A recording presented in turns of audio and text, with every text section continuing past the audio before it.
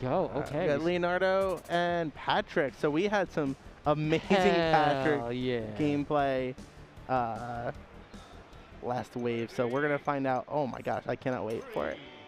Because I'm like, I always say when like a player's tag is just like, I don't know if Connor's name is actually Connor, because I know I know people whose like tag is a name, but it's not their actual name. Yeah. But let's just say that it is. When your name is playing like that, you're gonna go crazy. But as I say that, I don't know, PokkaPokka just kind of slices them up. Mm-hmm. Oh man. And now doing a good job with those juggles, but Patrick's never really out of it, as we've seen. But the range, right now, like PokkaPokka needs to make sure that like they get this stock when they have the control. They can't like. You can't give any heavies any kind of room at all, because as soon as you do, you're going to be sorry that you did. I mean, yeah, just look at Patrick coming in with the command grab. Boom. Ooh, take almost. him down. Going for the final blow. Won't find it. Potential punish. No, I actually got put into like a knockdown situation off of that hit.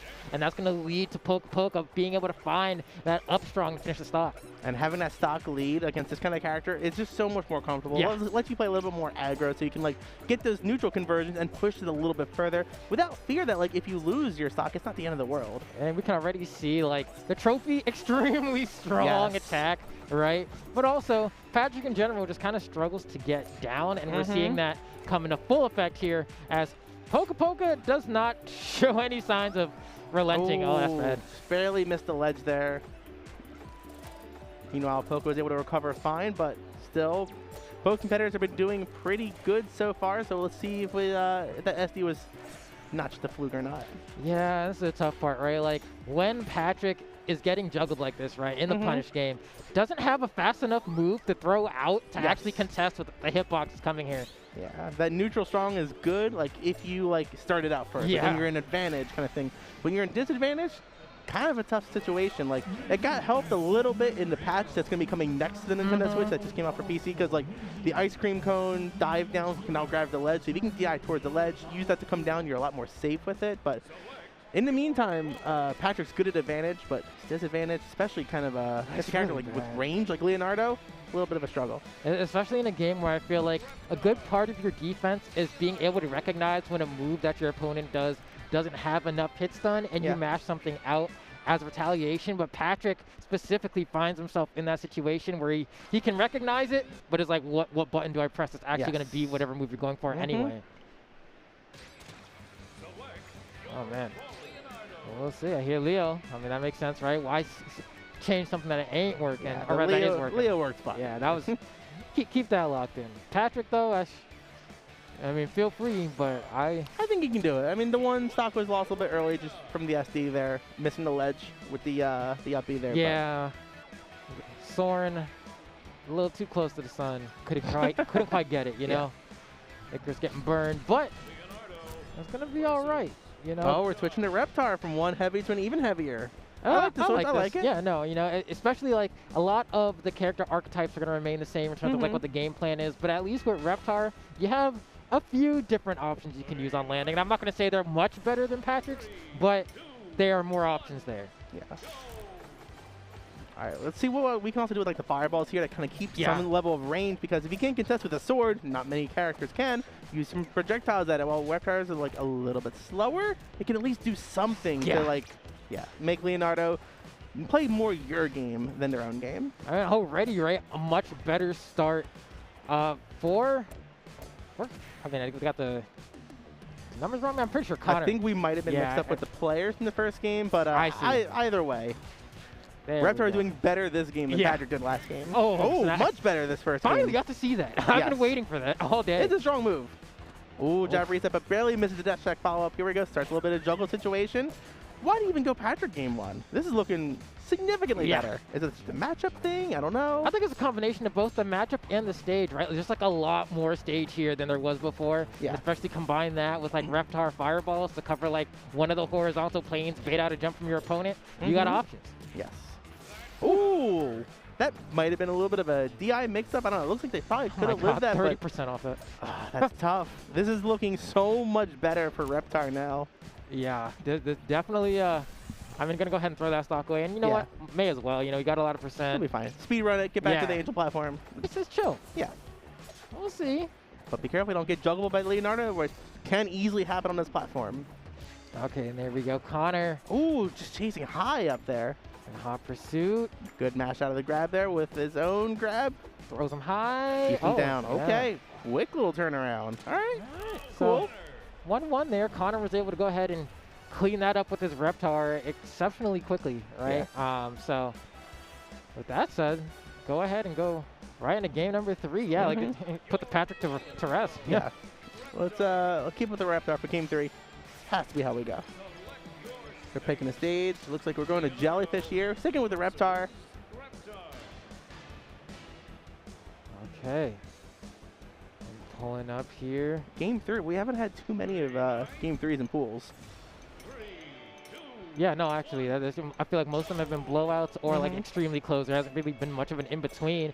But PokkaPokka starting off with a couple PokkaPokkas, I guess, and then just we got a control issues. He's gonna go ahead and run that back real quick, cause that's the thing. It be like that sometimes. Every competitor playing on Twitch, just do yourself a favor. Just check the controls real quick in between games. They can revert to other defaults on the system.